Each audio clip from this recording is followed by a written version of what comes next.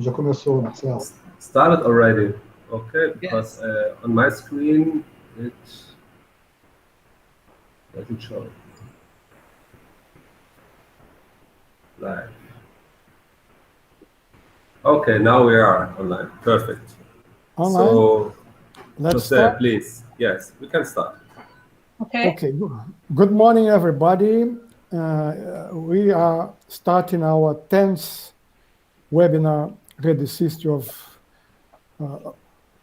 of this year, and it is a special pleasure to have this webinar that will be given by our friend, Dr. Catherine Sauviat.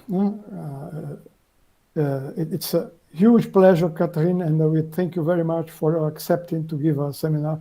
And the theme of your presentation is particularly important for everybody and for us at RedeSist, because it goes very deep in our main discussion here during this terrific, terrible times that we are going through, the pandemic, which is affecting lives of everybody, because everybody has friends, relatives that suffered a lot because of this.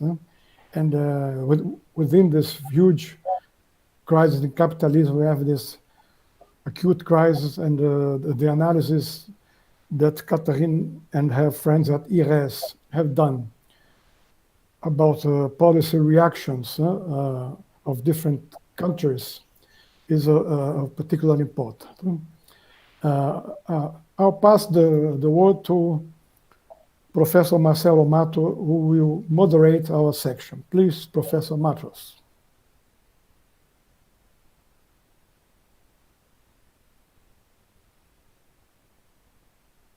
I think his microphone is off. Thank you. Good morning to everyone. Good afternoon to those in Europe. I will moderate our webinar today. Just some quick information. We're planning to have a presentation by Professor Catherine. And after that, we will have also some PPTs for the comments of our Professor Maria Lúcia Falcon. And after that, we can start some kind of debate. Eventually, Catherine would like to react to the comments and questions of Maria Lúcia.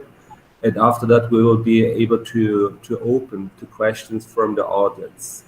And you could inform me in the chat that you want to make a question speaking directly, or you can paste a question in the chat. If you do not feel so comfortable to place the question in English, you can place it in Portuguese, and I will try some kind of real-time translation, and let's see what comes out of that, so that we can have some interaction more deeply. Before passing the word to Professor Catherine, let me please shortly introduce her, so those who are not familiar with her work to get to know her a little better.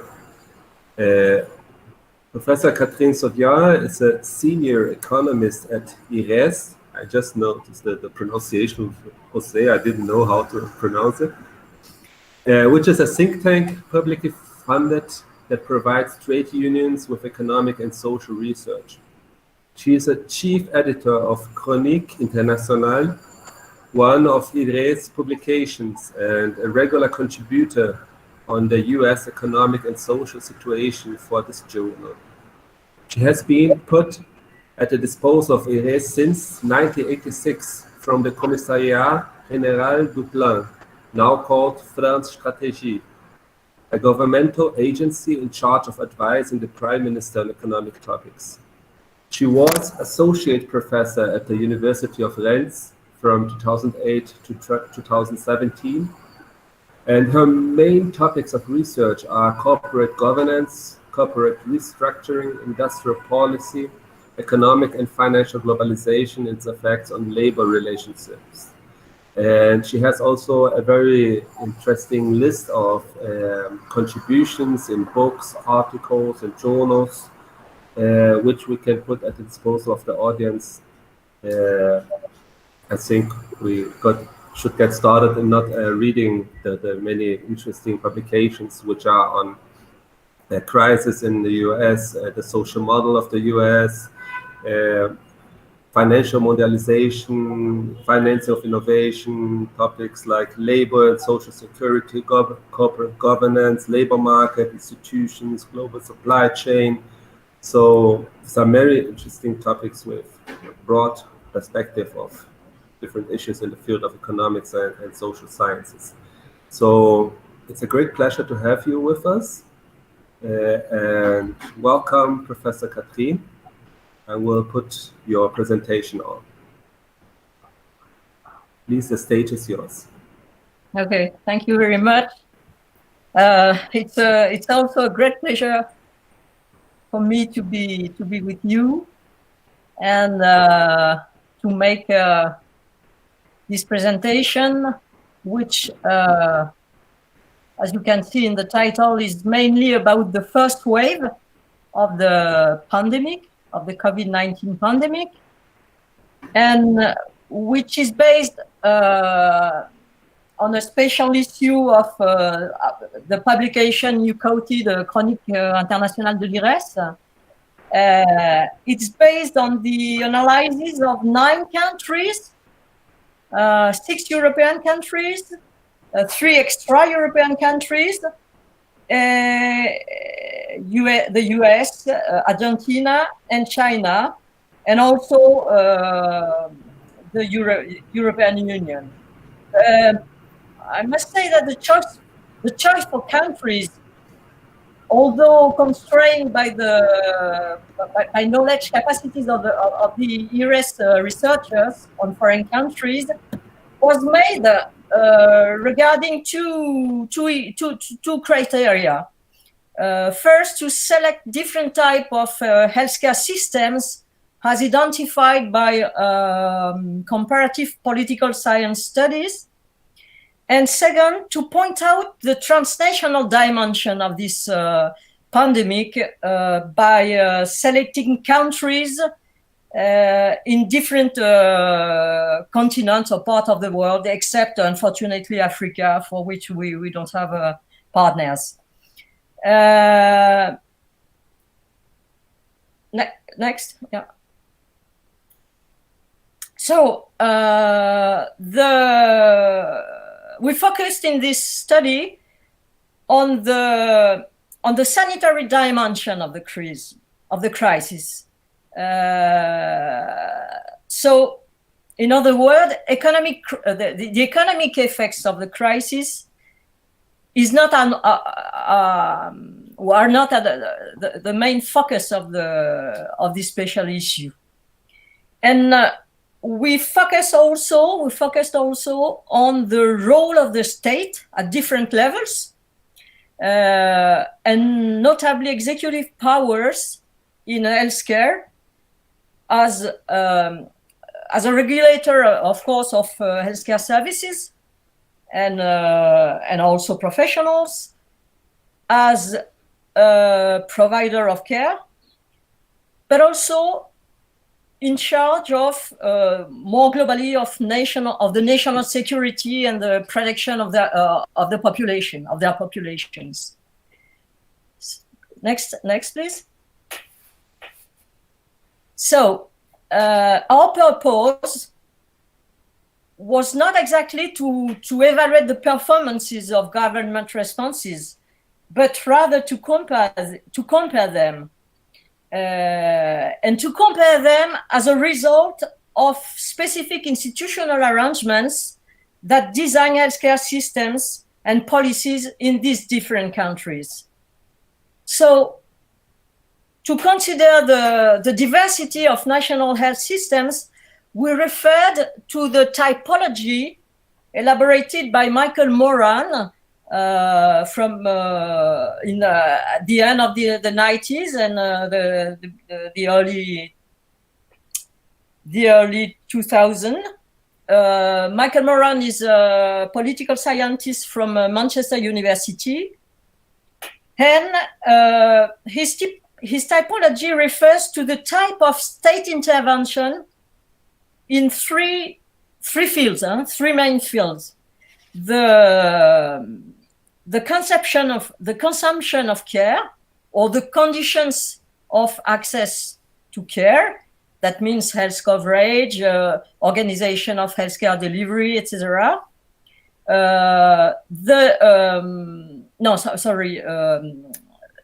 Healthcare coverage and funding. The regulation of healthcare. Second, the regulation of healthcare suppliers, hospital, doctors, and also the organization of the healthcare delivery. And three, the regulation of the medical industry, of innovation and funding, which is a field that is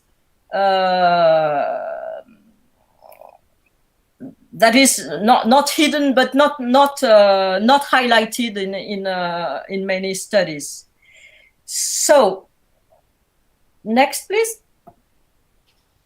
So some preliminary observation about comparative statistical data. Most of the countries have built indicators so as to follow the evolution of the pandemic, the number of cases, the death rates, the number of people in intensive care, etc., etc. But this type of data are inappropriate when they are used for cross-country comparison, because definitions, sources, registration of these cases, of these deaths, etc., the observation field also are often very different from one country to another.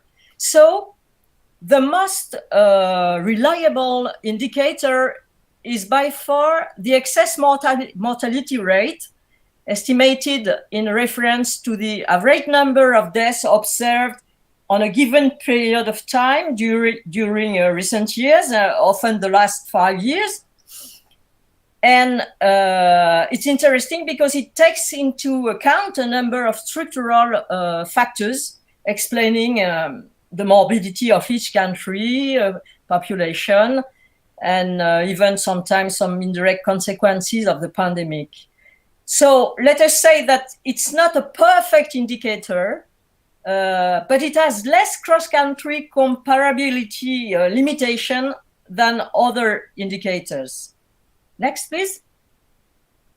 So you have this table about the excess cumulative mortality during week 10 to 26 of 2020.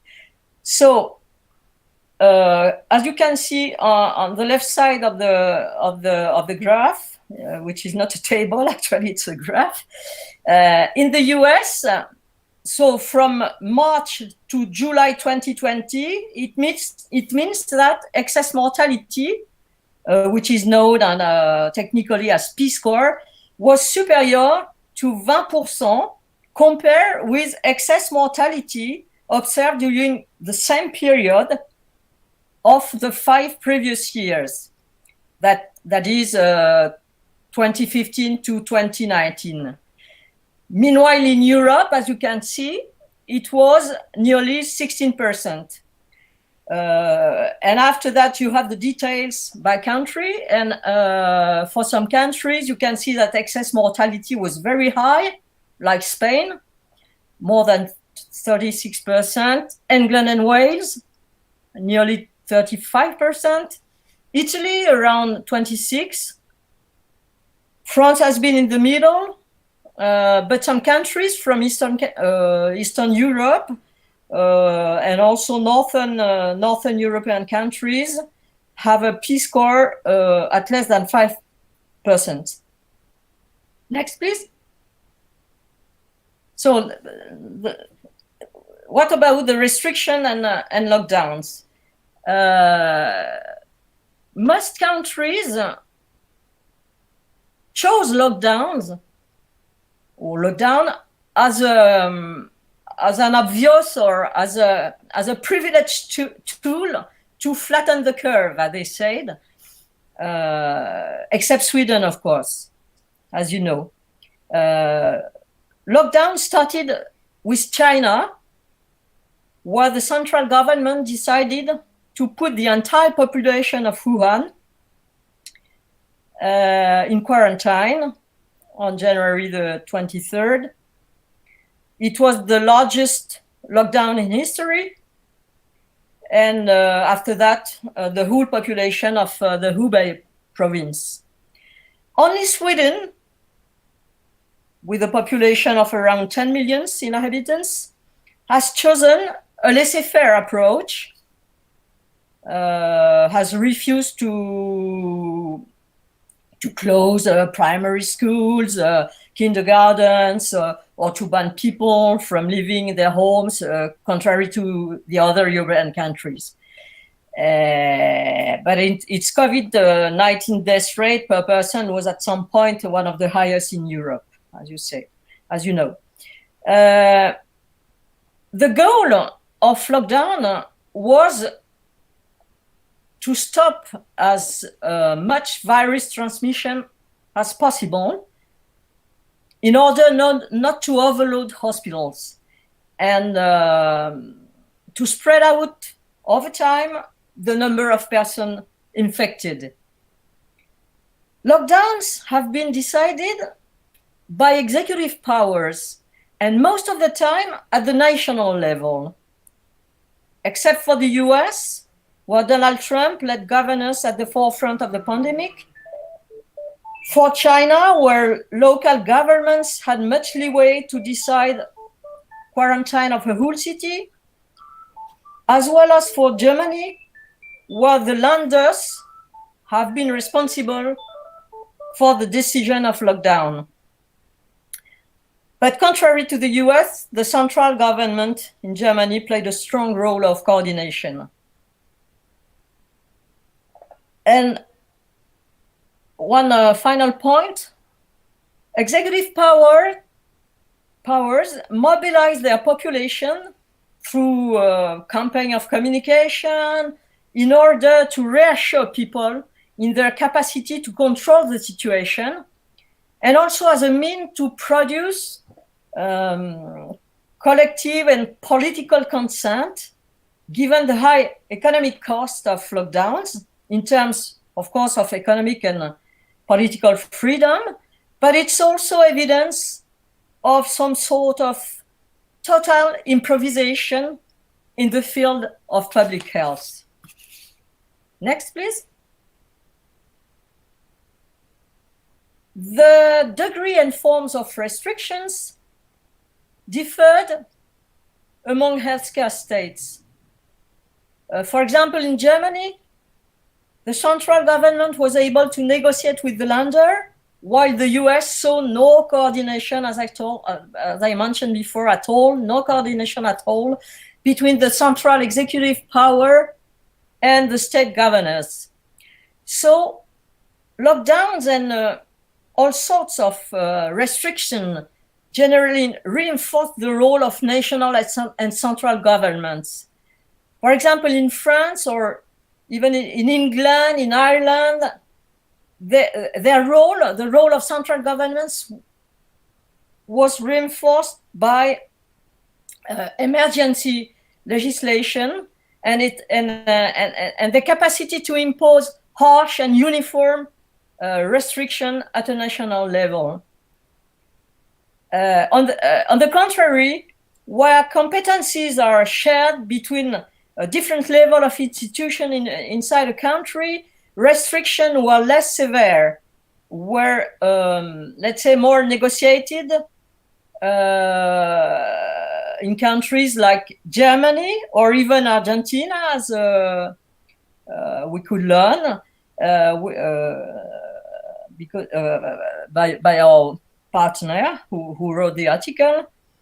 And sometimes also vary among regions, like in Italy or in China. So the role of central government was also reinforced by the setting up of national scientific task forces in order to legitimize lockdowns and that lockdowns which have been proliferating, I would say, by imitation. Next, please. So the exposure to the virus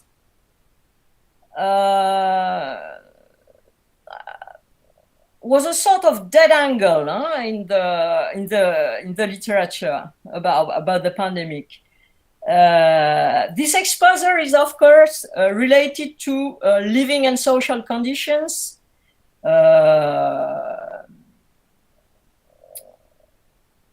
and the vulnerability to COVID-19 exposure depended also on access to healthcare, access to health insurance first, to insurance coverage.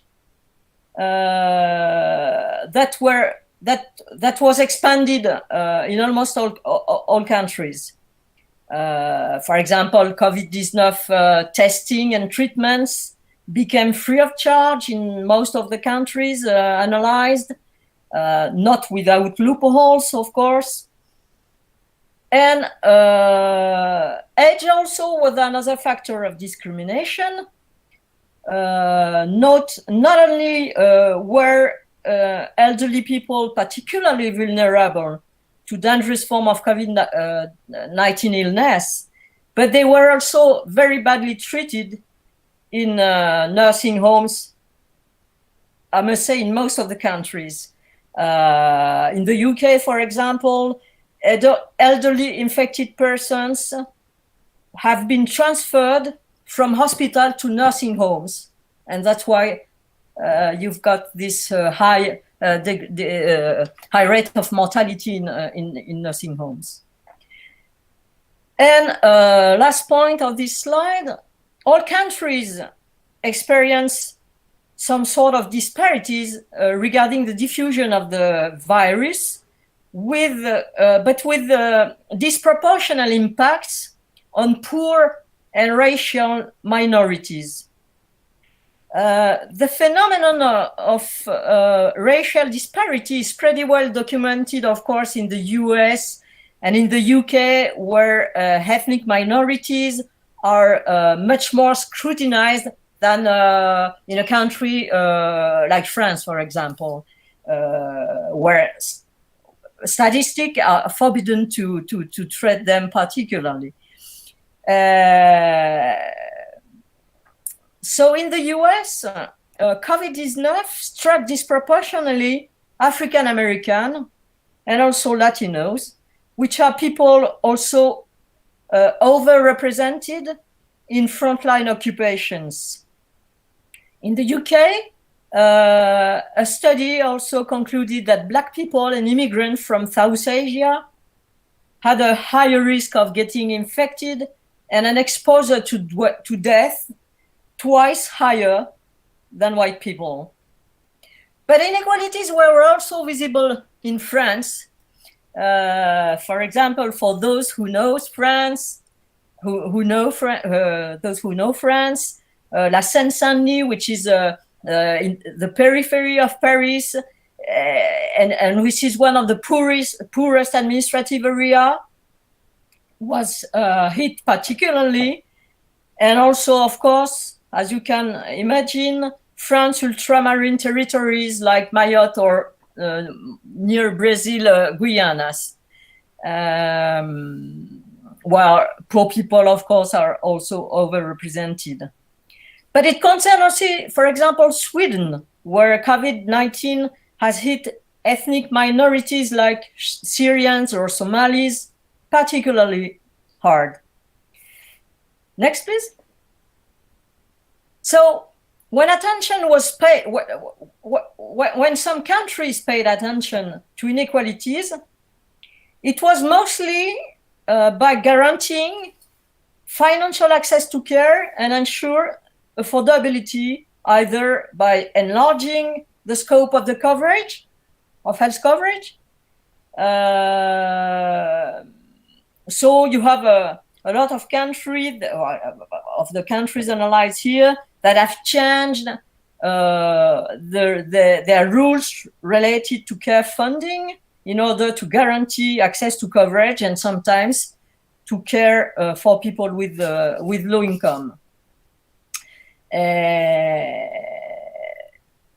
In Argentina, for example, particular attention was paid to vulnerable population from the poor suburbs of Buenos Aires, periphery, and also from disadvantaged provinces in terms of medical capacities. A strategy of tracing and isolating was implemented in shanty towns by the federal government and the provincial governments. The focus on public action on poor people, of course, can also be explained by the particular sensitivity of the leftist government that was recently elected there, I suppose. But as I mentioned earlier, attention was very poorly paid in all countries to the elderly people in nursing homes.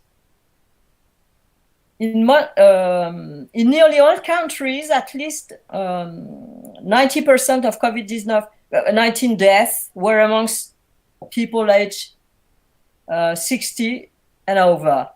And in most countries, understaffed nursing homes represent between 40 and 50% of reported deaths. Next, please. So, what were the main measures of the countries analyzed here to try to flatten the curve?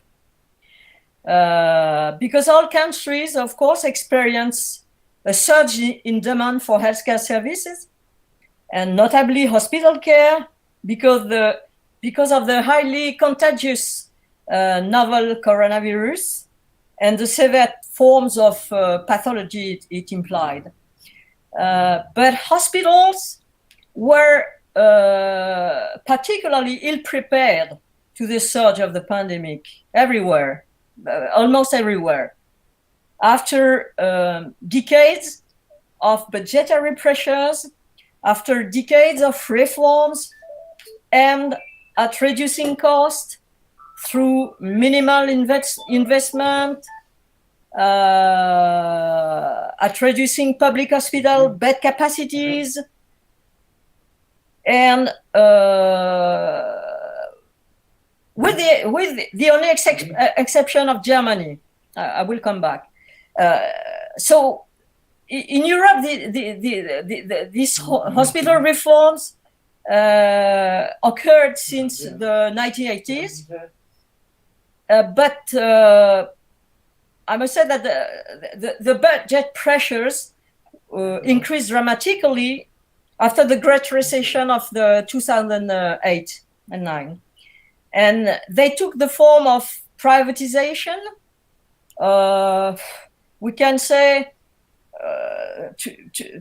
two forms of privatization, kind of internal privatization, in the sense that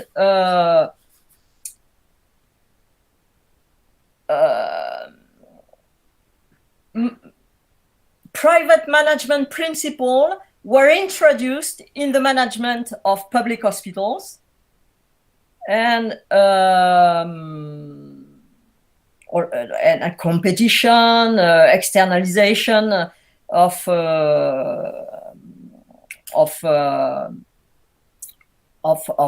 healthcare services, and also they tended to push hospitals toward just-in-time, lean management, moving some services into more accessible locations that are cheaper to operate. And concretely, it implied the reduction of a lot of intensive care units beds, of equipment also, of course. But this principle of lean management applied also to the healthcare workforce, notably the nurses, which was reduced as well. So it turned out that hospital was suffering when the outbreak came. They were suffering from insufficient ECU beds, intensive care unit beds, and also insufficient supply of skilled staff.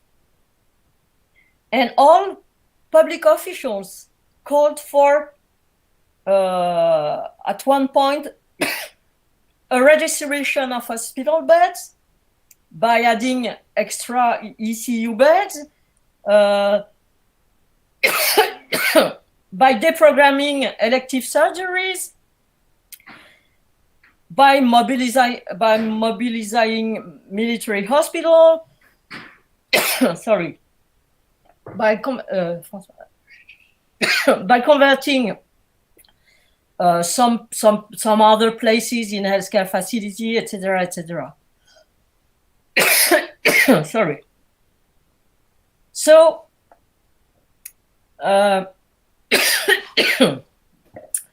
coordinated action by central authorities took place to organize the transfer of some of patients between regions, even between countries, in order to relieve some hospitals from being overloaded or for being swamped.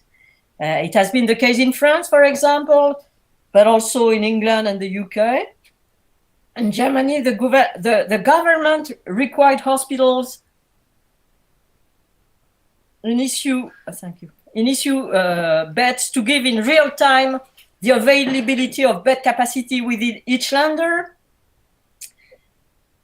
It was much more difficult in the US because the central government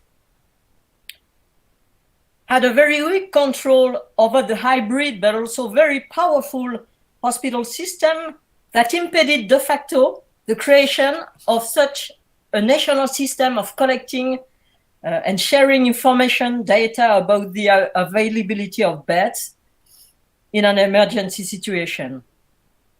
In Wuhan, as you probably know, also a new hospital emerged at the end of January. Other makeshift hospitals were built in 2 weeks, funding by charities and by the central government. But only patients tested positively were admitted in these hospitals, while test tracing and selecting the patient, while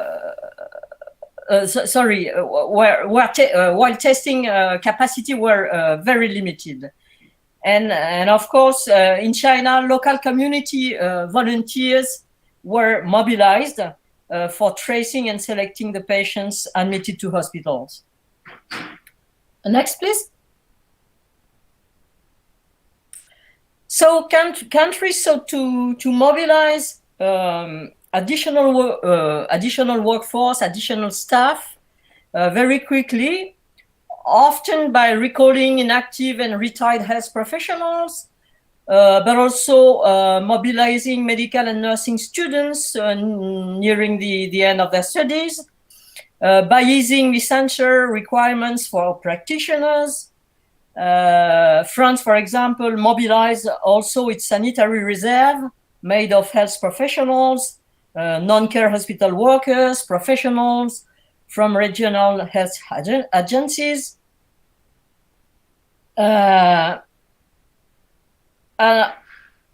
China,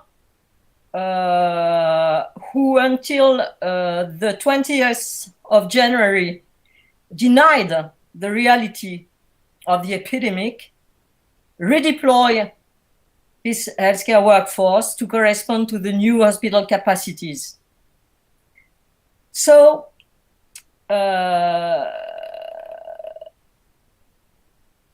adding new healthcare workers was one way, but also intensifying the workload of health professionals were the other way to expand supply. Nurses were particularly affected. They were required to work more hours per day. The ratio nurses to patient was downgraded, and they received few gratification. And also,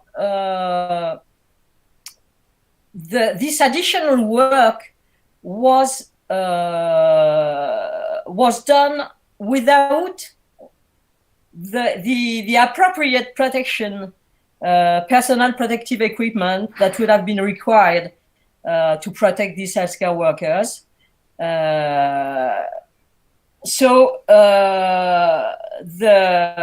I must say also that this first wave of the pandemic was not very propitious for conflicts or even collective bargaining. Sometimes the conflicts were happened before the pandemic, but during the pandemic there were not that many conflicts. And last point, the mobilization of primary care and the coordination with hospital orchestrated by central government was actually very weak. Not to say quasi-inexistent in some cases, and it was the case in most countries, apart maybe from Ireland. But in France, for example, primary care doctors were not mobilized for the screening of suspected COVID-19 patients, even if some healthcare professionals initiatives emerge, of course. Next, please. So this pandemic has put a challenge for industrial and innovative systems. So when it comes to equipment and to supplies necessary to fight COVID-19 pandemic, all countries experienced. When I say all countries, it's all countries of our analysis, of course. All countries experience shortages, as you know, probably masks, ventilators, testing kits, chemicals that go into them, etc. The shortage were more or less important, but there was a shortage everywhere. Even in the US, which is considered as the example of the supply state. I mean, that is a state which is dominated by healthcare professionals, by hospitals, and by the medical equipment as well. So they faced a major shortage of medication needed for COVID-19 patients. They faced shortage of personal protective equipment. They faced shortage of ventilators, of medical gas, all kinds of supplies, of essential supplies. Maybe an exception was Germany, who was able to test early and to avoid a harsh, uniform lockdown all over the country. As you probably know, Germany was able to carry out many more coronavirus tests than other countries since the start of the crisis, and led the way in Europe for this. The pandemic shed lights also on the dependency of many advanced countries upon a very limited number of suppliers, frequently upon China, to procure critical products. And it turned out that supply chains created risks for national sanitary security and have come to be seen as a source of fragility, while public policy have been primarily guided by answering to the need for protection and security. So countries also sought ways to boost domestic medical equipment production. In the US, for example, Donald Trump, as you probably know, ordered different companies, automotive companies, to produce ventilators, for example, etc. In Wuhan, in China, state-based companies of the province and of other provinces were mobilized on a voluntary basis, but it was also the case for some private companies, etc., etc. Next, please. So those shortage of equipment highlighted the high degree of interdependence in trade of COVID-19 related products. Export and imports of medical goods are concentrated in a few countries. 3 countries are responsible for 35% of total world of medical product export. Germany, the US, and Switzerland, and around 34% of total world of medical product imports. As you know, China is specialized in medical consumables and protective garments. Meanwhile, OECD countries are specialized in medical devices. The United States and Germany are specialized in the relatively high tech medical device sector or segment, while rather low-cost production hubs such as China are leading producer of less technology sophisticated personal protective equipment products, like masks, etc. Except Singapore, which is exporting a lot of world respirators and ventilators, much more than China. A last point is that a recent publication of RedeSist mapping the bilateral intra-industry trade in COVID-19 products highlights, however, that developing countries are more dependent on OECD and G20 countries for access to COVID-19 goods, and that trade of such products among them is rather limited. Next, please. So there were some innovative responses, but also some failures. And I will give you 2 examples coming from the US that I study more particularly. First, the experience of a successful partnership in Massachusetts between researchers, between manufacturing companies and healthcare institutions, which is particularly interesting, I think, and particularly regarding your interest as the interest of RedeSist research focus on local productive and innovation systems. An issue of the New England Journal of Medicine from May 2020 shortly documented this experience. But briefly, it's the story of a state economic development agency, which is called the MASTEC, which is in charge of strengthening the regional tech and innovation economy. that formed on purpose the Manufacturing Emergency Response Team. He found this team that is he built built up a group of volunteer academic researchers from RD and engineering mainly,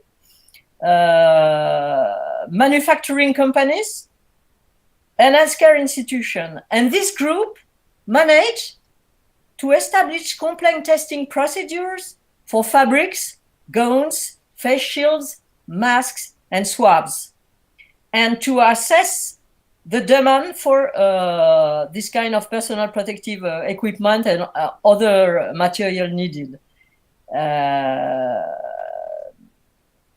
So it enabled the Massachusetts-based supply chains to become permanent and to establish a domestic source, a local source of medical supplies for testing, for patient care and protection.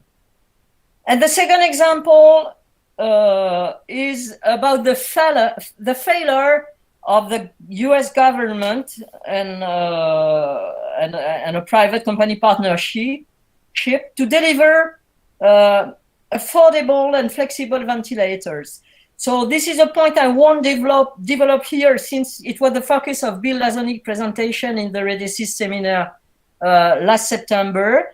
But it showed the extent to which company concentration, tax optimization, and company financialization have prevented the US government to build the strategic stockpile of ventilators that would have been critical during the pandemic. Next, please. So, lessons for the second wave. Of course, the COVID-19 pandemic revealed the insufficient preparation of nearly all countries to cope with the major public health emergency. It implied, I would say the same degree of improvisation, more or less. So, new explosion of caseload and back to lockdowns. In October, new COVID-19 cases exploded again at a rate grows faster than during the first wave. COVID-19 is resurging everywhere except in China, that is celebrating the end of the pandemic. Within countries, COVID-19 is resurging all over the territory this time. There are no more or much less regional clusters.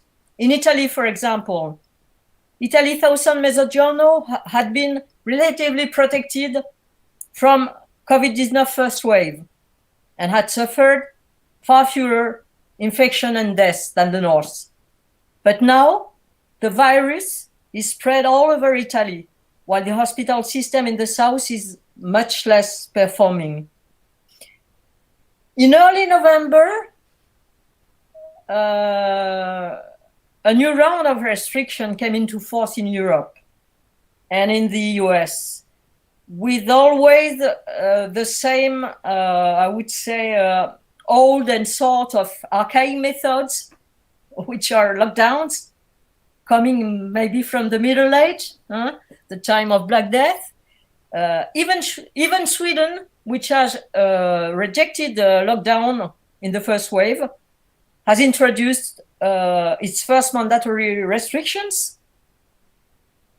However, second wave restriction remain less restrictive and more targeted this time, since states decided to close, not to close schools, for example, or different places. Yet restrictions are, it's interesting because restrictions are raising more opposition everywhere, from lawsuits in Germany to riots and demonstrative flouting of the rules in Italy. The social acceptance of this restriction is fading, and some small businesses, for example, are refusing to cooperate. And everywhere, opposition parties that supported governments during the first wave in the spring now question whether the new constraints are worth the economic cost. Next, please. So you have seen the same methods that during the first wave, and the same situation, of course. Hospital capacities near saturation again, and there was no creation during these two waves. No creation of permanent issue beds, for example, and also you have these strong inequalities, territorial inequalities in hospital capacities, which have been more visible during the second wave because it spread all over the country. And also, I must say that the healthcare workforce has not recovered from the first wave, and more and more absenteeism is observed now in a lot of countries. Also, the testing, tracing, isolating strategy is limited because of the limitation of screening and diagnostic testing capacity in the US and Europe as well. And it's all but surprising that testing data remains very weak in a supply healthcare like the US 8 months into the pandemic. And final point, East Asian countries have been example of a very successful strategy. Taiwan, Singapore, that we don't analyze, but Vietnam, South Korea were able to implement early and massive testing, tracing, and isolating infected person, and then to control the COVID-19 outbreak. And some of them were even able to avoid lockdowns. But I think in Asia, the efficiency of the strategy has certainly something to do with the previous experiences with the SARS epidemic of 2003, and also with of course, the population consent to be traced and filmed permanently, which is not maybe the case in Europe. Next, please. So, one word to the race to vaccines, led by biotech. You know, of course, that several front runners are racing to deliver a COVID-19 vaccine, but biotech firms took the lead in innovation, even if they had to ally to pass alliances with large drug manufacturers. You have nearly 50 or around candidates based on different technologies, which are in clinical trials and the last stage phases. Some of them are more advanced, of course, but in the race, the US Pfizer and German BioNTech companies are in the lead. also the US biotech Moderna, which could follow, since its vaccine has been found to be almost 95% or something effective in phase 3 trials. If biotech firms drive R&D for vaccines, their massive production and distribution rests upon big pharma.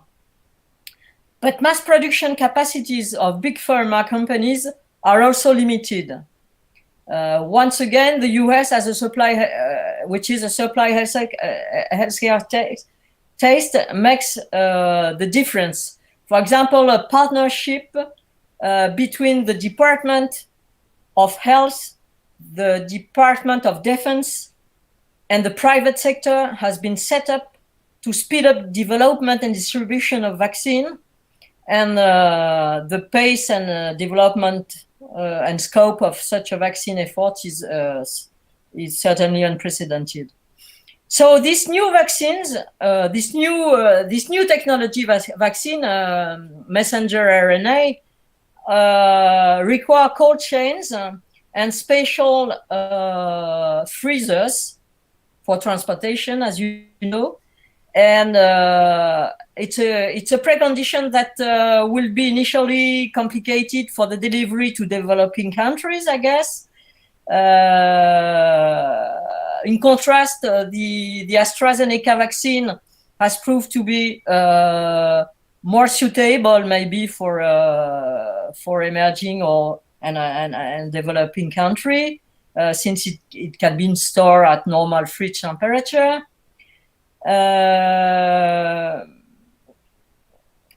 One other point is the resistance to vaccines. A large percentage of people in the countries analyzed seem hesitant to get the shot. That means that public trust in vaccines tend to decrease in developed nations. In France, in particular, a recent survey showed that 43% of the population would be resistant to get vaccinated, which is an important, huge rate against the coronavirus. It is 7 points more than in the US, 12 points more than in Germany, and more than 20 points more than in the UK. And also a recent article of the Washington Post, I think, quoted a British study pointing out that vaccines face trust gap in Black and Latino communities. And final part, access to vaccines for whom? First problem is the question of price. A lot of public money, as you know, has been poured into vaccine development. But drug makers have been reluctant to announce how they will price a shot. Of course, pressure of civil society has pushed them to disclose some prices, but these prices seem to vary widely among companies. A second problem is due to the pre-reservation made by industrialized countries. The vast majority of Pfizer and BioNTech doses, for example, have already been secured by richer nations. The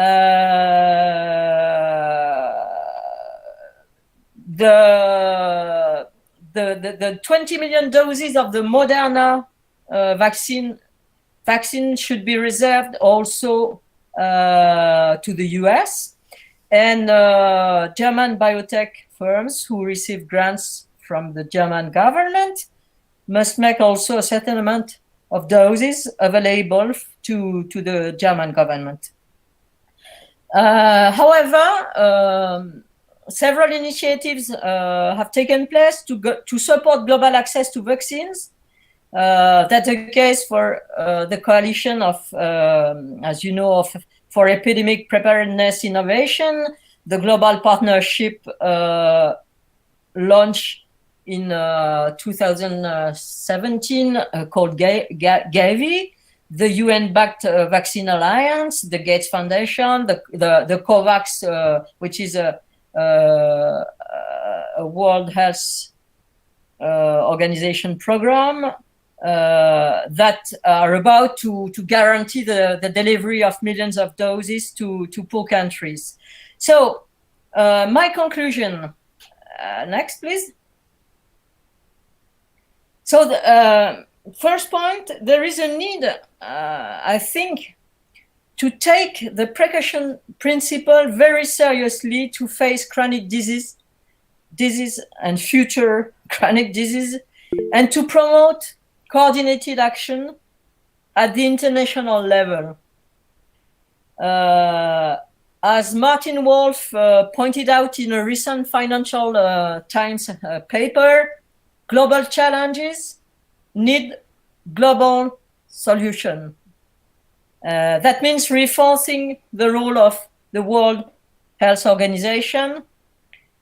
A notable fact during the surge of COVID-19 disease was that national authority, except German authority, have been very rarely following the 2005 updated WHO Global Influenza Preparedness Plan and all its recommended actions. On the contrary, we saw heterogeneous national initiatives and responses taking place. Second, a need for improved health data collection and exchange. It means accelerating digital solutions. It means collecting large-scale and good quality data through electronic health records. It means creating data sharing platforms to support new products, new services. And it can concern a lot of fields, such as preventive medicine, such as precision medicine, such as digital surgery, etc., etc. For example, telemedicine has been particularly helping for the continuity of care during the pandemic. But this orientation addresses the question of controlling such data. Health data should not be left under the control of the platform economy, as François Chenet pointed out in a previous RedeSist webinar. Third, a need for more resilient health systems. I would say that if absolute prevention or avoidance of shocks such as COVID-19 is impossible, given the unpredictable nature of systemic threats, it should be stressed that the pressures to reduce idle bed capacities and healthcare spending led to unpreparedness to the pandemic and to a lot of death that could have been avoided. The acute shortage of health professionals must be tackled, as well as expanding health insurance coverage. A recent OECD report or survey points out the need to invest more in healthcare workforce and hospital bed capacities after having said the contrary for years. Furthermore, investing in healthcare as a public service would allow to push for the development of a sector, the healthcare industry, which is less energy consumer than other industries. And last, a need to make vaccines global common goods. So even as you probably saw, even the G20 communique recognize the role of extensive immunization as a global public good and the need to ensure cheap and global access to COVID-19 vaccines. The question remains how it will be done, since there is private corporate control of the supply. How many doses each country will reserve for their own population, and how many they will release to the COVAX scheme, for example. How to secure the necessary billion of doses in an affordable and timely way for poor countries, while wealthy countries have cut separate deals for their own citizens. And of course, it tackles the more general question of suspending global enforcement of intellectual property rights involving the virus. So thank you for your attention and for having shared some of this reflection with the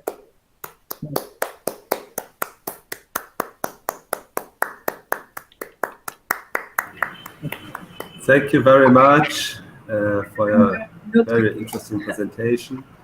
I will just pass the word to Professor Maria Lúcia Falcon for her to giving a short presentation with comments on your presentation and some questions.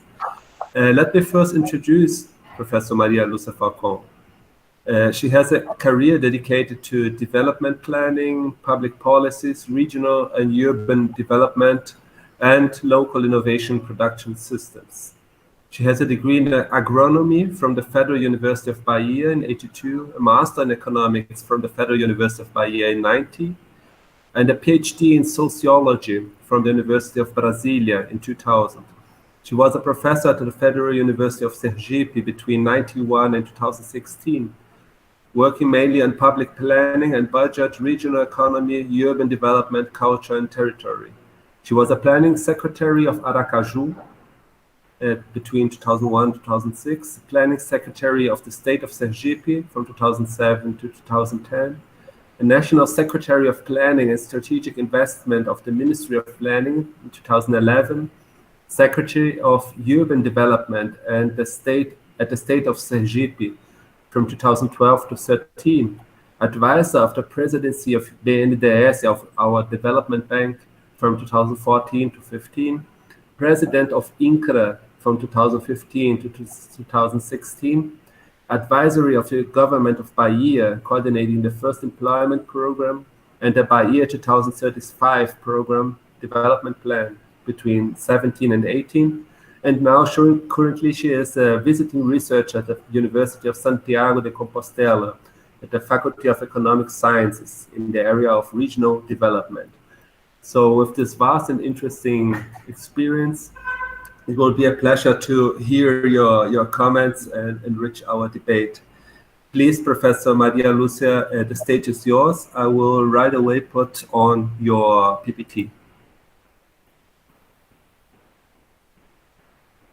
I can't hear.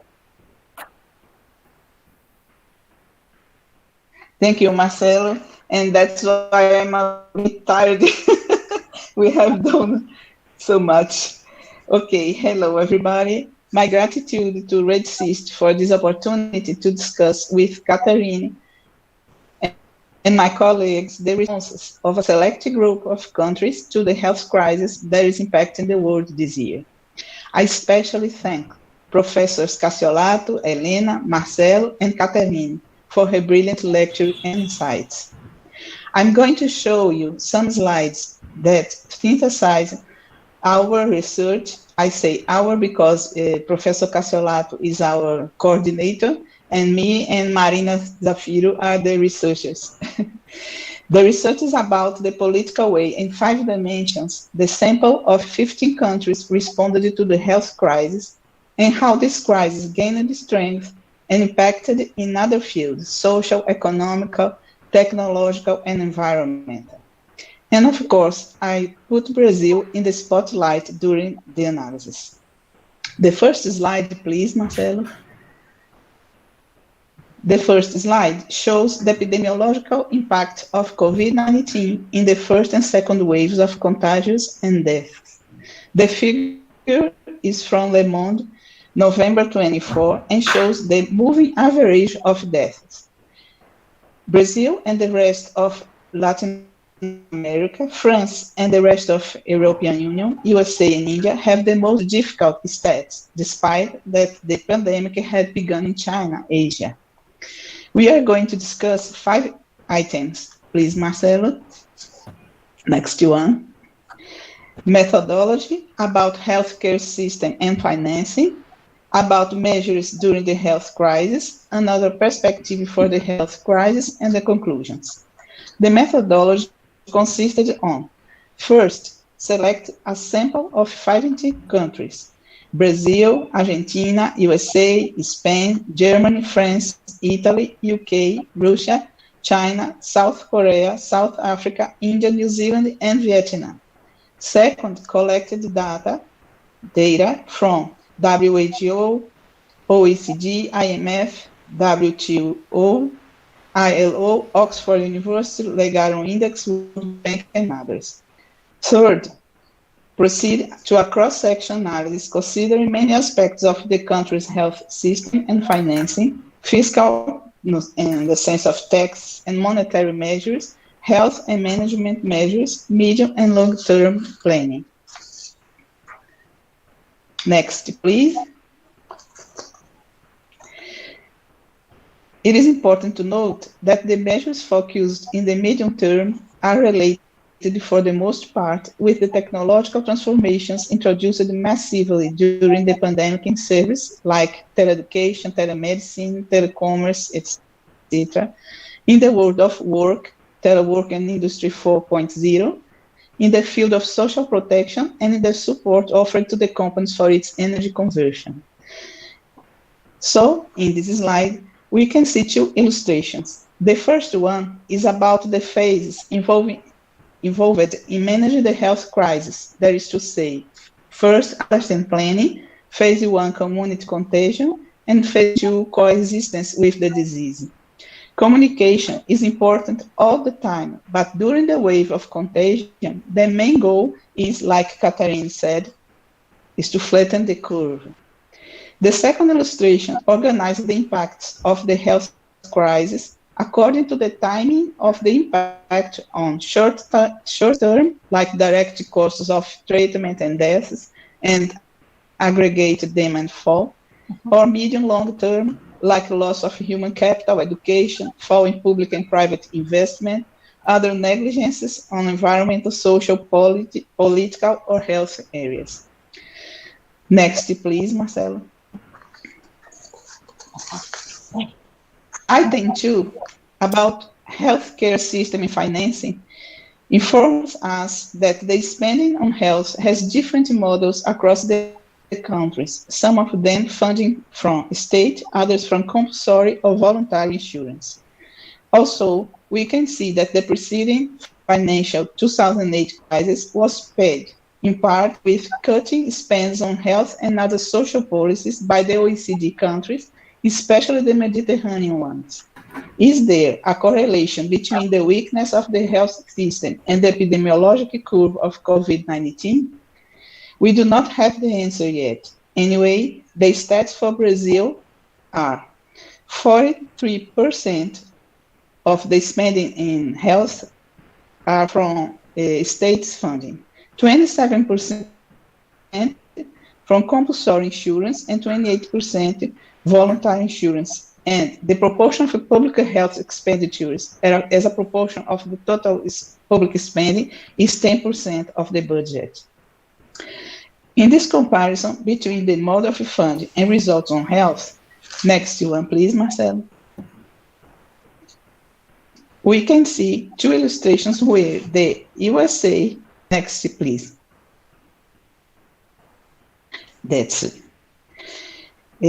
Where the USA is a case of a failure and a lot of spending also. There is a lower longevity expectation and more evitable deaths in this country, despite that it has the most expensive health system in the world. Next one, please. Finally, observing the Legal Prosperity Index health ranking 2019, we can see that Brazil, it's the light green. Brazil is among the countries above average. In the sequence, we can see Brazil and other sample countries' punctuations. Next, please. In the pillar of health and the elements prevention and health systems 2019. We can see Brazil with the red sign. And next one, please. That's it. And this illustrates the elements of physical health, mental health, and life expectancy 2019 too. Brazil has a dual situation because the population lives more years, but in not so good health conditions. The public health system, SUS, alone can't transform the social inequality that implies in bad life conditions. Next one, please. Item 3.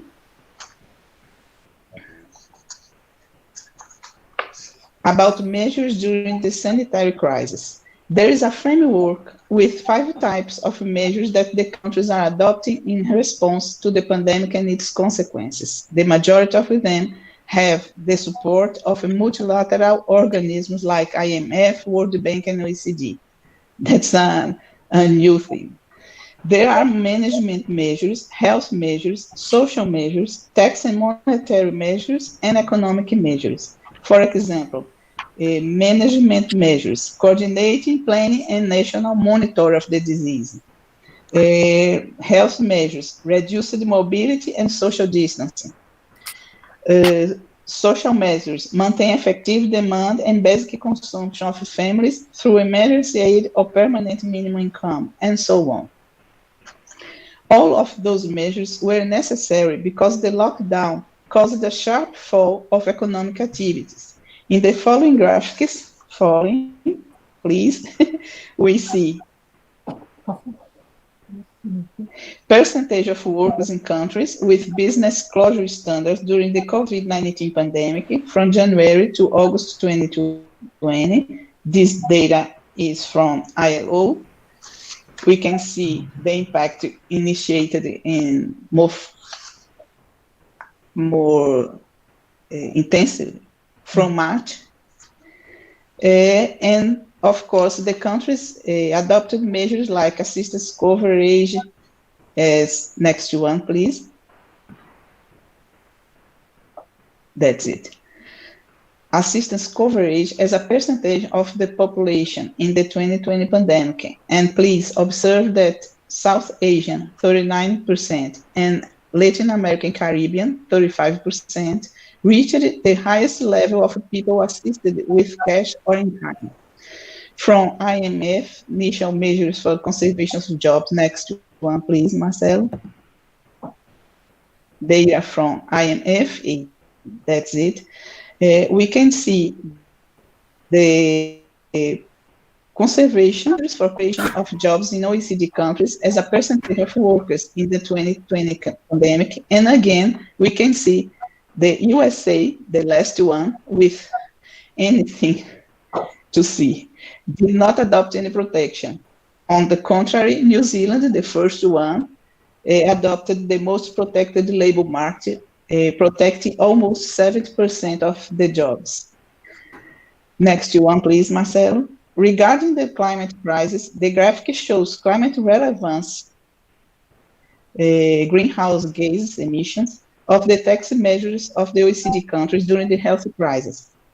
Brazil is in the last place, and the investments on processes have a negative footprint. France, Germany, and China are with the best positions on this rank. In short terms, Brazil's response to the pandemic crisis is in a good position when the public spending is focused, but the results are bad in epidemiology as well as economic and social aspects. Next one, please. So, next one, please.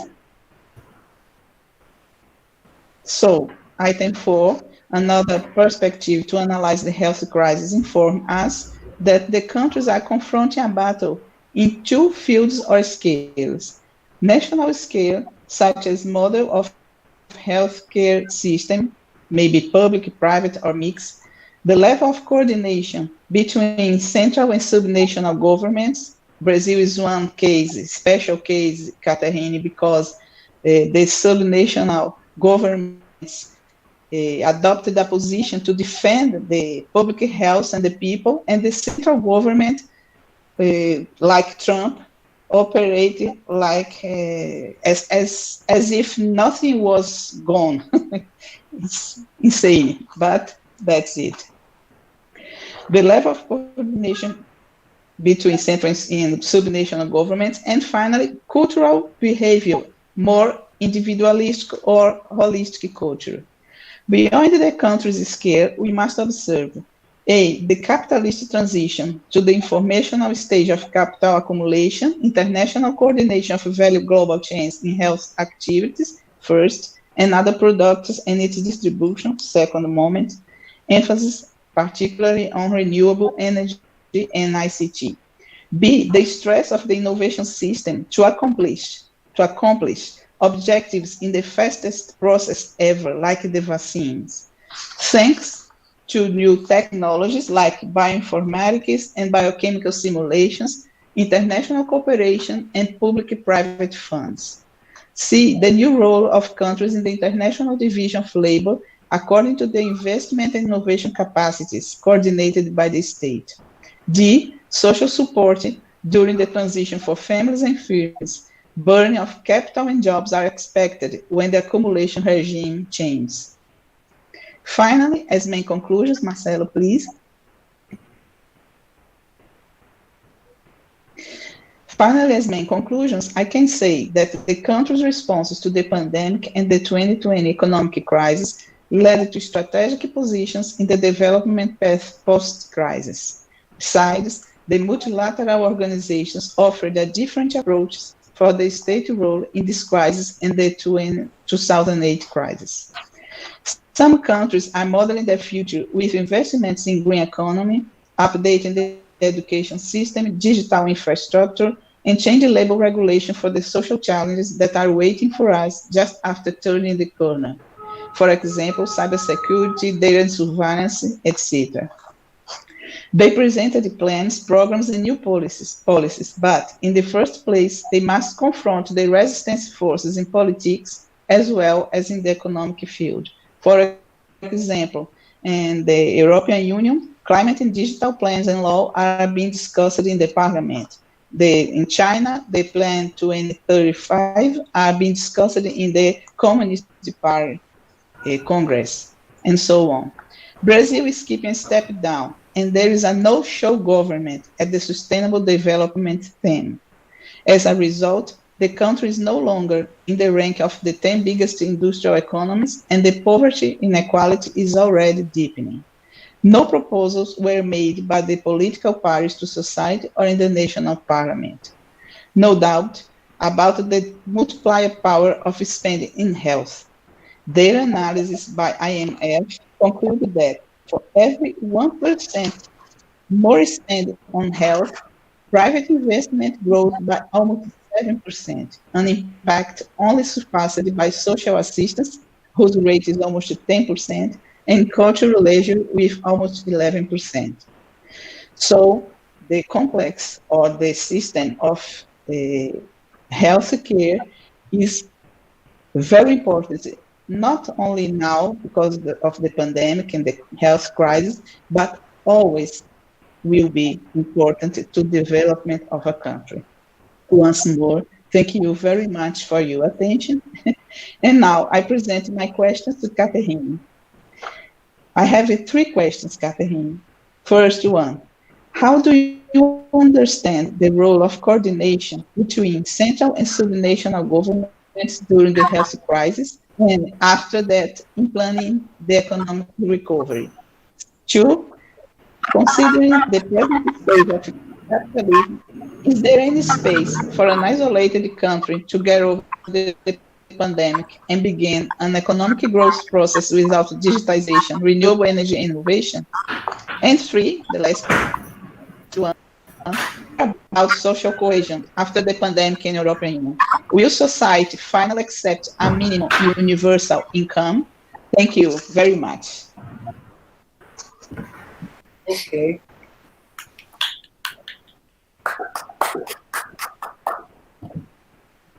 What? It's my turn?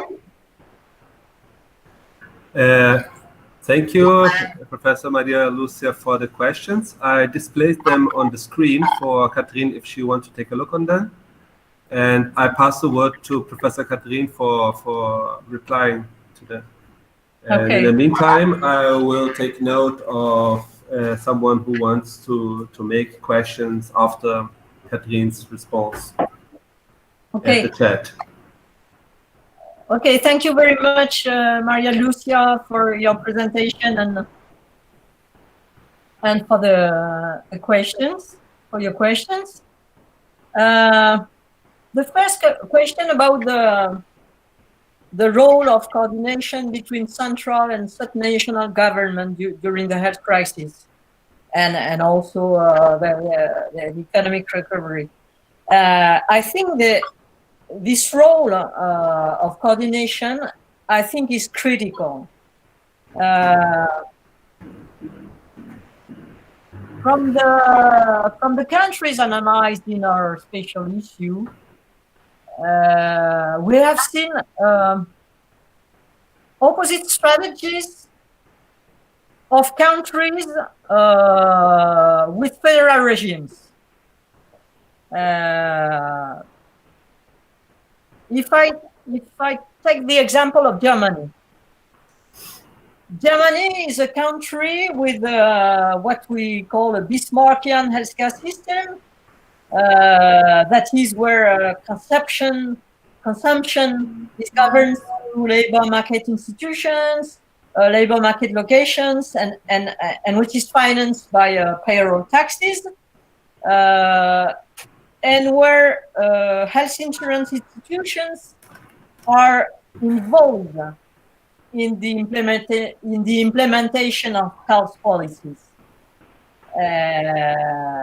And so, with this kind of institutional arrangement of the healthcare system, we observe that the central government of Germany was able to negotiate with the Länder, with the regions, that are the ones who are responsible for the development and the funding of hospitals. And we did not observe contradictory responses at a regional level. The federal government played a role of coordination, even if it left the room for, let's say, targeted responses locally. It implemented, and it's very important, this point, it implemented a national sanitary plan aimed at guiding the administration at different levels and at adapting the organization of health structures to the pandemic. And also, we observed that a task force, a crisis task force, was created at the federal level, and health public institutions were involved. Notably, maybe you know the Robert Koch Institute, which gathers epidemiologic data and which offers a technical support to Länder. So all these kind of initiatives, of structures, facilitated the collective adhesion of the population, of the German population, and also of public debate about restriction measures, and allowed targeted restriction measures. locally, etc., depending on the degree of spreading of the virus locally, etc. If I take the US, it's a counterexample. The US has also a federal regime, a federal structure, but as I say, the healthcare system is governed dominantly by health suppliers, by hospitals, which are very, very powerful, and also by medical equipment suppliers. And you have this high degree of innovation, of medical technology, etc. But what we saw in the US was no coordination at all between the central executive power, which was Donald Trump also, and the governor of the states. The governor of the states have been the dominant figures of the pandemic response, but they were the ones who chose, and they were the ones who chose when and how to lock down, to lock areas, because of the paralysis of the federal, from the federal government. So the responses from the states have been very heterogeneous and sometimes competitive. Lockdown decisions, for example, have been taken separately, more or less quickly at different times. Some states have taken a few or no measure at all of restriction, not to impede economic activity. For example, the Midwest, all the Midwest states and the Southern states, they didn't take any measure of restriction, or very few. Some other have decided complete restriction. The states that were hit hardly, like the eastern states, the New York, for example, the city of New York, also the municipalities, but also California, for example, and some other states were somewhere in between. But if you come to the shortage of medical equipment, what we saw was states fighting each other, trying to get equipment from the federal government,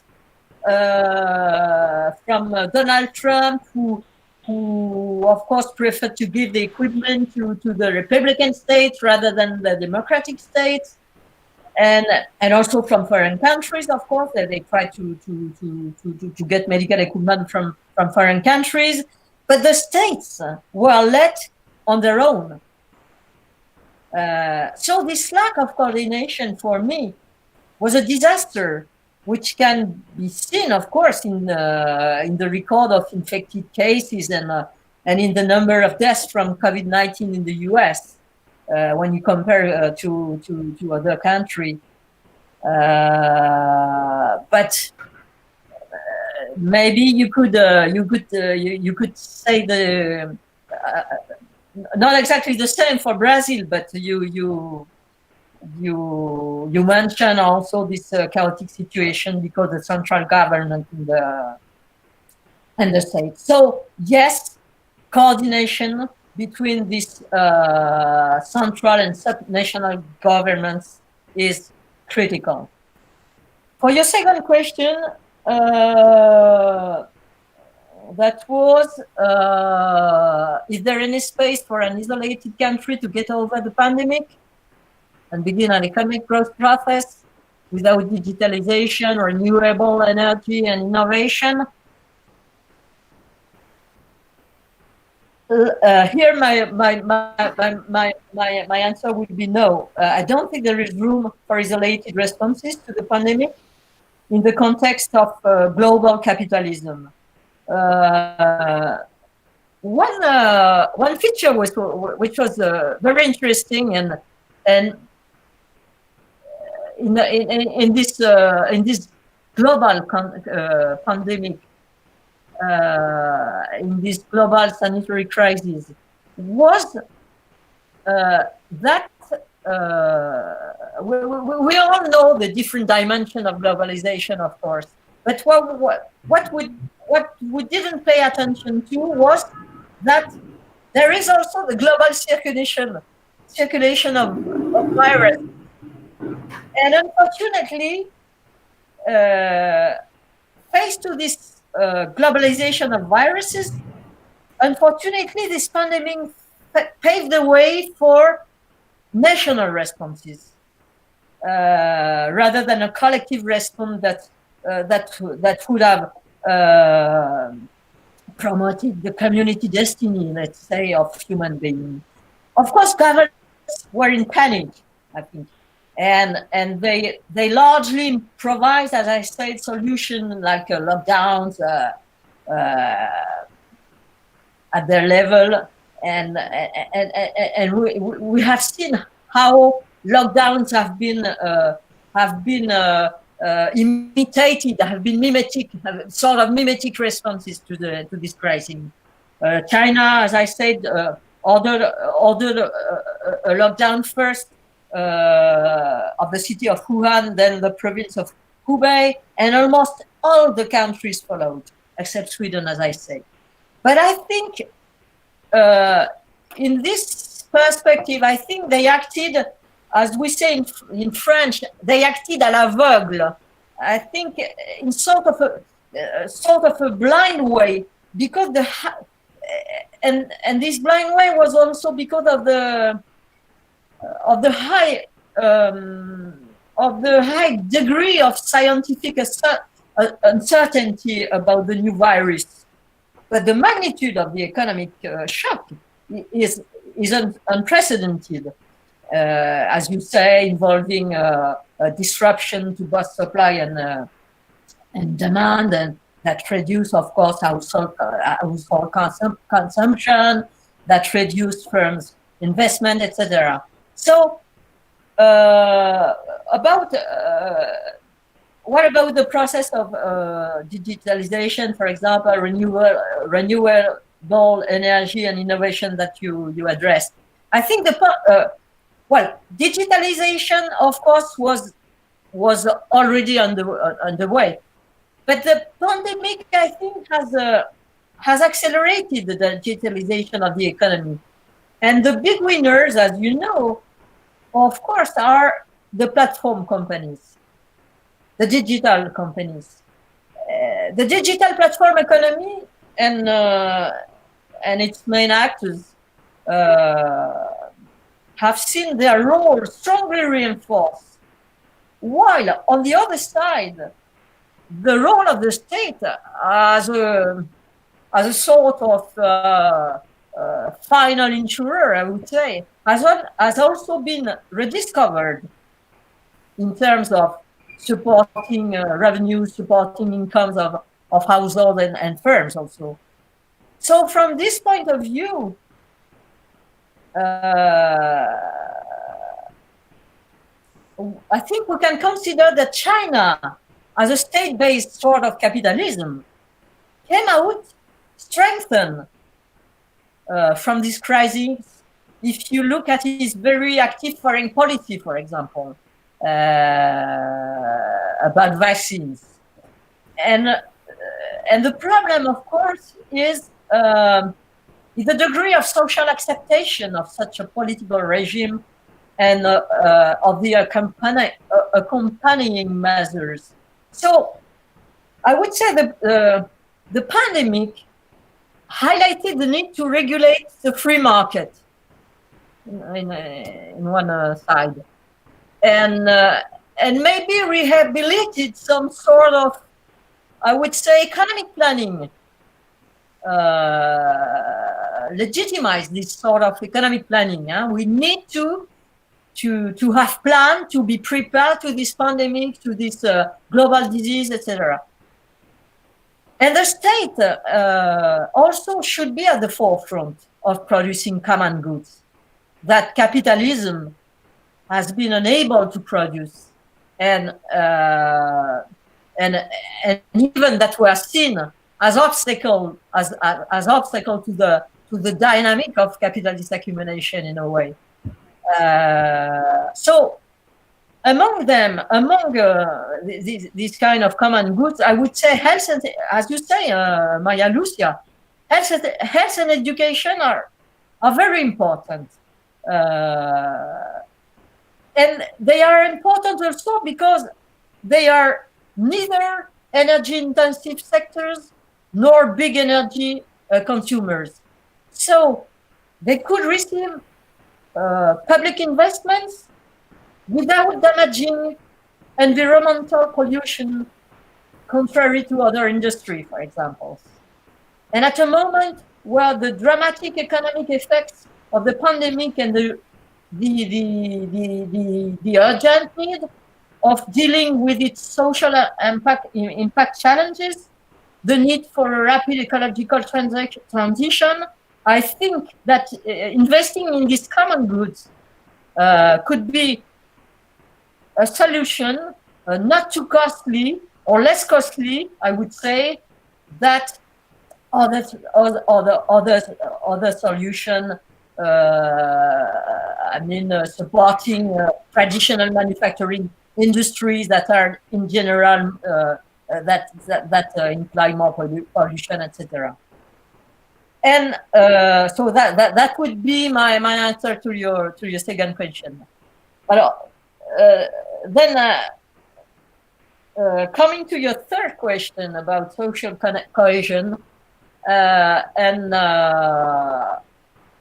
the possibility to accept a minimum universal income. The question is more complicated. I mean, I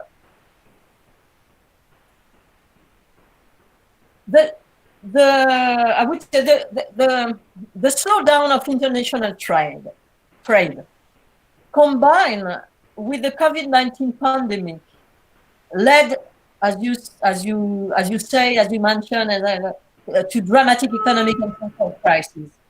And this phenomenon has certainly exacerbated nation rivalry and protectionist reactions that have been seen, and that were already increasing since the big recession of 2008. So the demand for food and health security during the pandemic have prevailed, but have also reinforced protectionist and nationalist responses in another side. For example, states now are more and more considering strategic some industries or some companies to protect them from international competition, for example. So global competition has been intensified, and the risk is to push the richer and more powerful countries to follow their own interest in this rule of the game. This tendency can be even visible in an integrated economic area like the European Union, you know. The sort of technological nationalism which has emerged in a rich country, I think is about to be the rule now. Business has become the main vector of political influence, if you look at the conflict, for example, between China and the US. But European Union in this game, I think, is disadvantaged because economic and financial integration in the European Union has prevailed at the expense of political integration, for example. And you can see today within the European countries, conflicts emerging between Poland and Hungary, etc. This kind of conflicts. So the emergence of the European Union as a geopolitical force is undermined by this conflict. That would be a first part of my response. But you can also observe that the European Union response to the pandemic has been a big stimulus package for European Union. I mean, it's 750 billion euros stimulus package. It means that European countries agreed on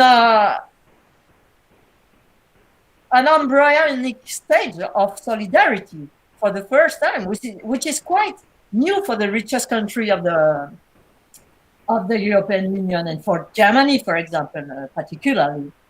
So, but in the same way, since the big recession, since 2008, we can see that inequalities in Europe have accelerated. The northern countries have become more and more competitive with large trade surplus and a stronger manufacturing basis, while the southern countries have experiences deindustrialization and increasing unemployment. So the coronavirus pandemic, which created this unprecedented recession, hit disproportionately, as you know, the service industry, where the southern countries of Europe were more specialized, tourism, etc. So it has exacerbated the already existing inequalities and imbalances between Northern and Southern Europe countries. And the problem for the EU now is I would say, its capacity to produce solidarity rather than rivalries between member states. But I would extend this assessment to the world, and I would say that more multilateralism is needed. That is one of the big lessons from this pandemic crisis. The role, for example, of World Health Organization has been marginalized, while it should have been at the forefront of the fight against the pandemic, because it has produced a number of instruments to fight disease. So in this context, is a universal basic income worth considering for European Union countries, for example?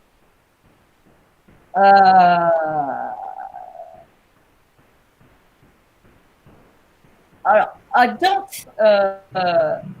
think that you can have a global response for your European Union. You can have, I would say, different national responses about establishing such a scheme and also designing it, considering the heterogeneous economic situation of European countries. You probably know that Spanish government has just started an experiment spurred by the coronavirus crisis and its economic fallout. So Spain was one of the hardest hit countries in the early days of the pandemic, and millions of people, as you know, lost their jobs. The economy shrank rapidly, putting many of the most vulnerable workers at risk. And so this experience was launched, and I think it's a good thing. Then you have also in another way the Finnish experiment. Finland being part of the richer countries of Europe, that was introduced 2 years ago, and also, of course, many local experiments. which is very interesting. But in Europe, I would say it's an ongoing debate between those who believe that it's the appropriate answer to the dynamic of capitalism. If the capitalism now is unable to promote growth, is unable to promote equalities between people, etc., is unable to provide full employment, then that would be necessary to cut the link between employment and income. But you have also those who keep believing that that unemployment must be challenged by specific policies, not only employment policies, but also tax policy for it, and should admit collective rather than individual responses. So, of course, the design of this kind of universal basic scheme is important and must be taken in consideration. This kind of scheme must certainly not be used as, and I will belong to this to the ones who are in doubt with the need to set up for every country the universal basic income, because I think this kind of scheme must not be used as an instrument to increase job precariousness, must not be used to increase employers' power or to damage the existing social production systems in our countries. For example, a 2-week universal basic income will not properly, I think, challenge poverty and inequalities. How to be sure that this kind of universal basic scheme will not have perverse effects on employment and work, and will not contribute to downgrade the situation of labor market insiders, for example, without reinforcing necessarily that of labor market outsiders. So I think what you say in France, it's a response of Normandy guys, huh? No, neither yes, neither no. I think the question is still open and must be tackled differently according to the economic situation of each country, the importance of unemployment, of the informal sector as well. But I don't see it as a, let's say, as a reliable answer for the European Union as a whole, for example. That would be my answer. But I would be glad to listen to the experience of Brazil from this point of view. Thank you very much, Professor Catherine, for the answers. And I will open the floor for other questions. Professor Elena just told me she would like to make a question. So I pass the word to Professor Elena. In the meantime, others who feel motivated to ask questions, either speaking or writing them down, please do so. Please open your mic. Yes. Hello, everybody. First of all, I would like to congratulate and give our best thanks to Catherine and also Lúcia for your comprehensive presentations and for sharing with us the main findings of your research efforts. Actually, I had a list of questions, but I will stick to two.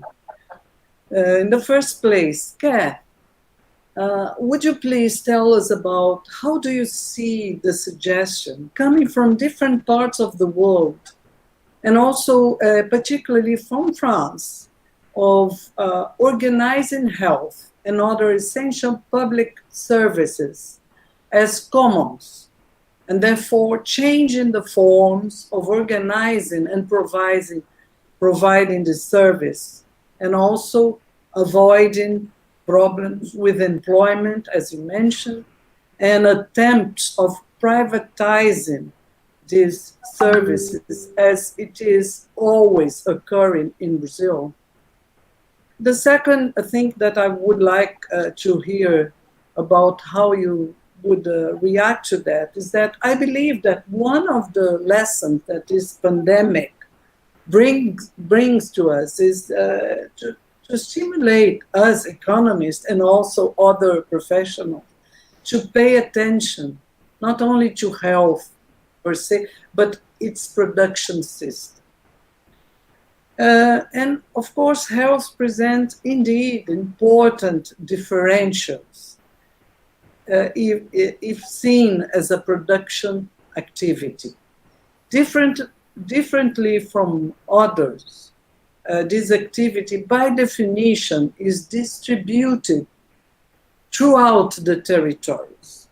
And this makes a huge difference.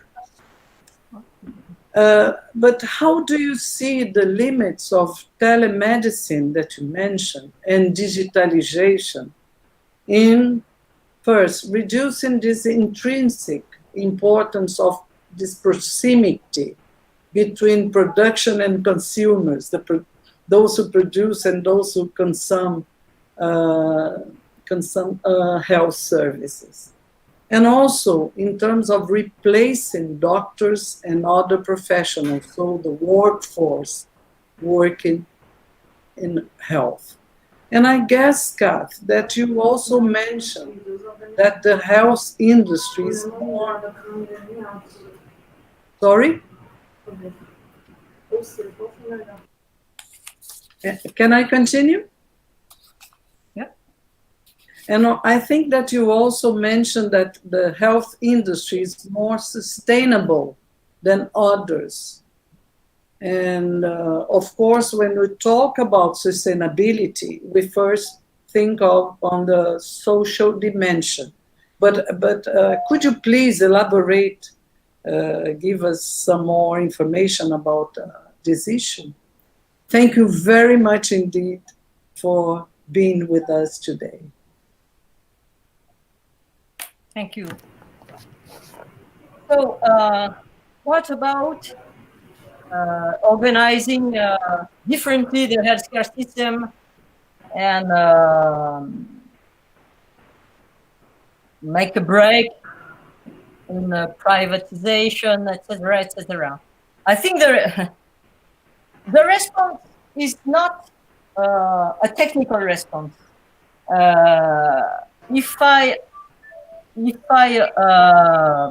Oh, sorry, my phone is.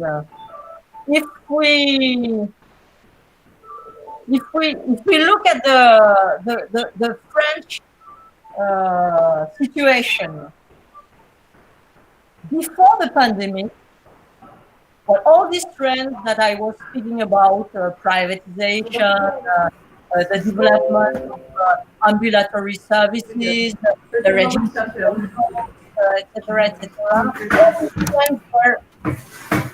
were occurring, of course, have been occurring in the French health system since, let's say, the 1980s.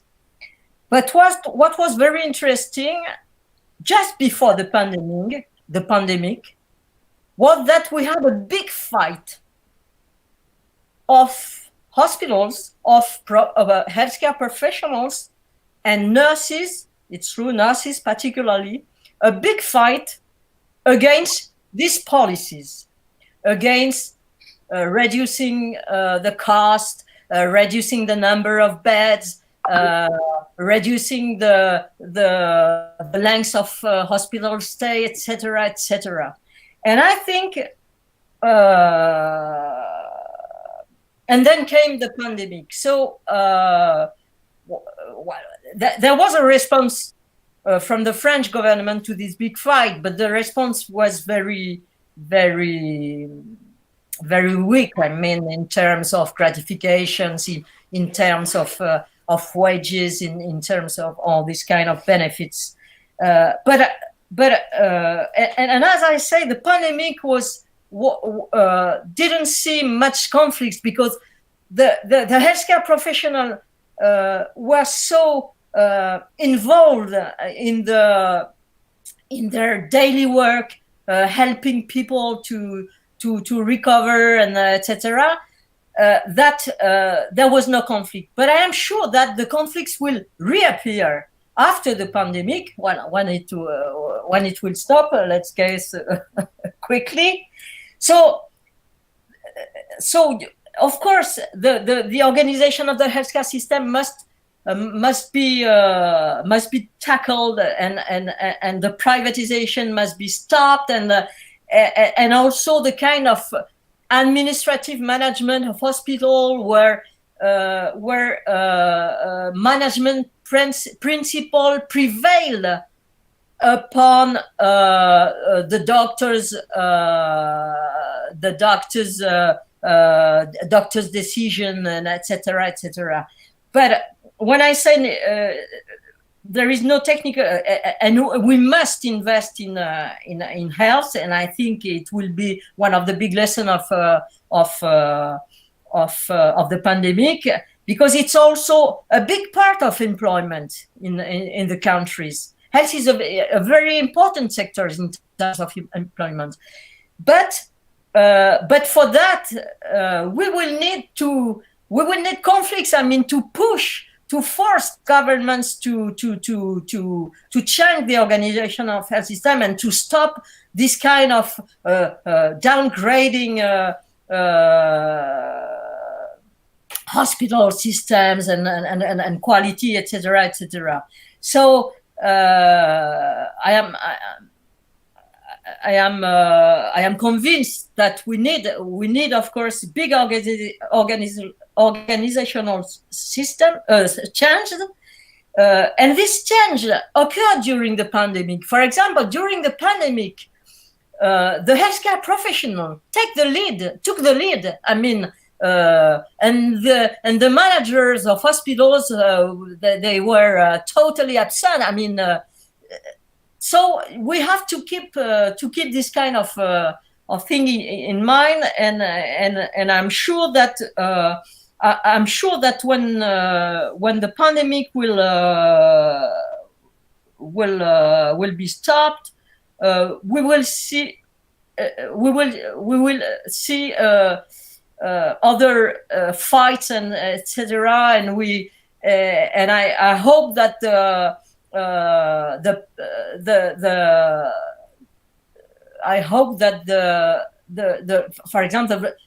for example, maybe you've heard of the French population on the terrace applauding to the healthcare workforce, etc. During the first wave, because it's no longer during this wave, but it's not sufficient to applaud. I mean, we have to be on the side of these people who are fighting for a better healthcare organization and a better care condition for patients, etc., etc. So that will be my answer to your questions. And of course, you have to pay attention, and that's why in this special issue of IRES, we chose to pay attention not only to care, to hospital care or the way care was delivered, etc., but also to medical equipment. And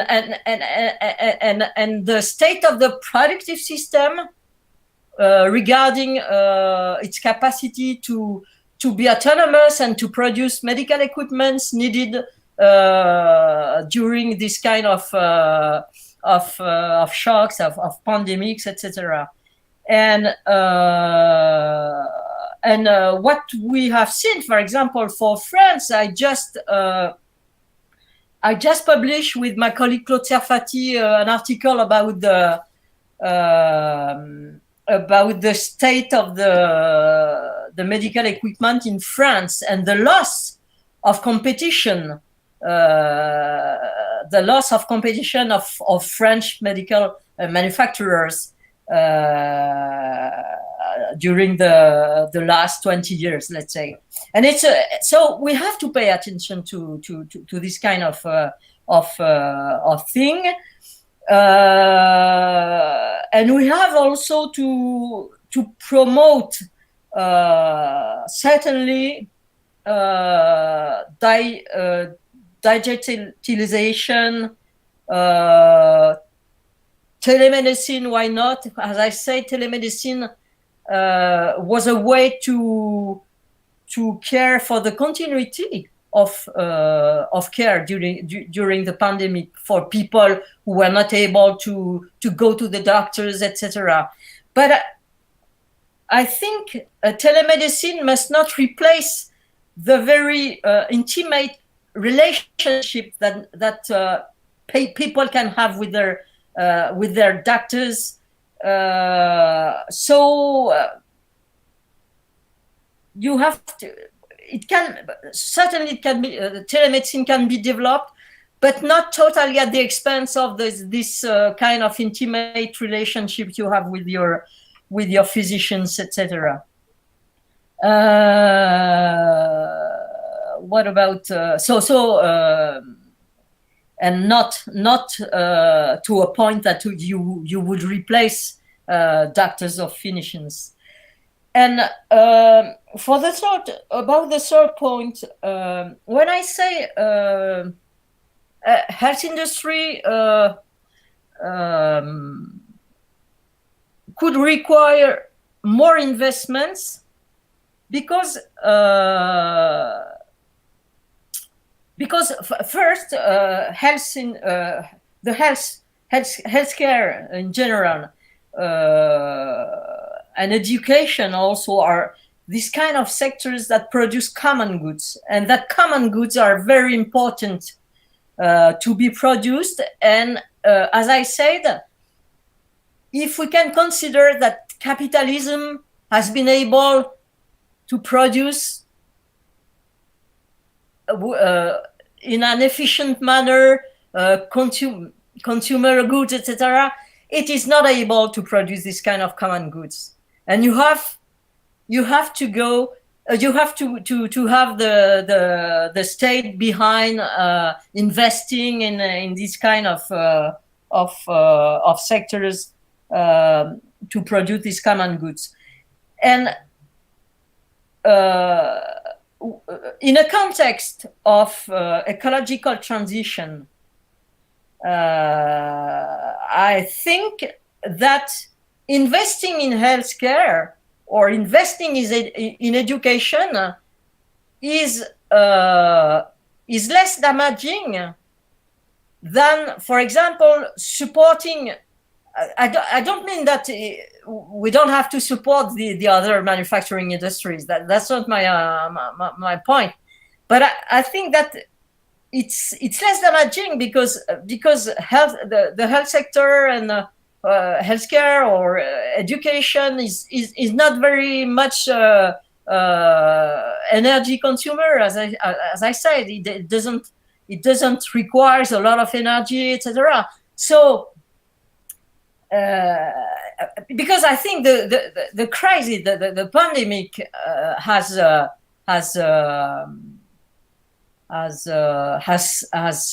slowed down, will slow down the need for ecological transition, because today, with the social impacts of the economic and social impact of the pandemic, I think ecological transition will not be the first aim to follow for governments, etc.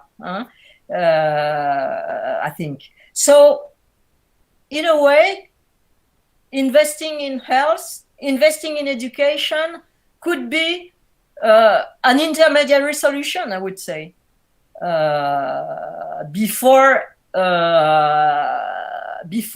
economies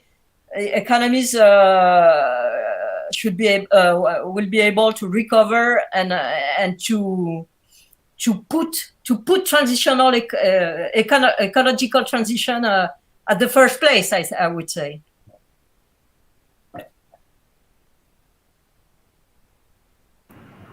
Very well, thank you very much. We don't have other questions. Eventually, the people feel a little shy to ask in English. So, in any way, I think we had a very interesting and long debate. We are now live for 2 hours and 15 minutes. And for sure, we want to give Professor Katrina also a break after speaking so long time and providing us so interesting insights. So thank you very much. And I would pass the word to our coordinator, Professor José, for making the closure. Well, Catherine, thank you so much for your excellent and provocative exposition. Before I just want to give you our common friend Jair do Amaral sent us a note that unfortunately couldn't join our discussion because he gives classes at the moment. Okay. But he sent you kisses. And, Okay. as we are going to, this is in our website, YouTube, and he said that he's going to watch it very carefully. Okay. But anyway, thanks so much. It's really fantastic to have you here. And we are looking also forward to read your research in the IRES website. In a few weeks, I think. Okay, we certainly will be very pleased to read it. And be sure that we'll be in touch with you much more times in the next couple of months, because we are certainly, we need to interact a lot, because your research fits very, very much in the work that we are doing together with the Fundação Oswaldo Cruz. Wonderful. As soon as we have a more detailed piece of work about Brazil and about other things, we'll be very glad to to send you. We are finishing our first part of the research project, but precisely in this week. Tomorrow we are going to have a very big discussion within the team of Campinas, ourselves, Fiocruz, and we'll certainly be very pleased to interact with you. Thanks so much. Kisses to you, to Francois. Okay. We are missing you a lot. Huh? We would like to have a glass of wine. But we'll have a caipirinha break now. We'll have a wine break to tomorrow. Celebrate RedeSist. Okay, kisses to you, to Francois. Okay. Olá, mon ami. Merci beaucoup. And thanks so much. It's fantastic. Thank you. So thank you for giving me the opportunity to share this presentation with you. And I was really happy to be sharing this. Kisses from myself, Marcelo, Elena, Marina, thank all you, Maria Lúcia. Bye-bye, and thank you very much for the fantastic talk. Beijos. Ciao. Bye-bye. Beijos. Bye-bye. Tchau, pessoal. Tchau, gente. Obrigado aí. Foi muito bom. Fantástico. Tchau. Tchau. Obrigado, hein? Tchau. Valeu.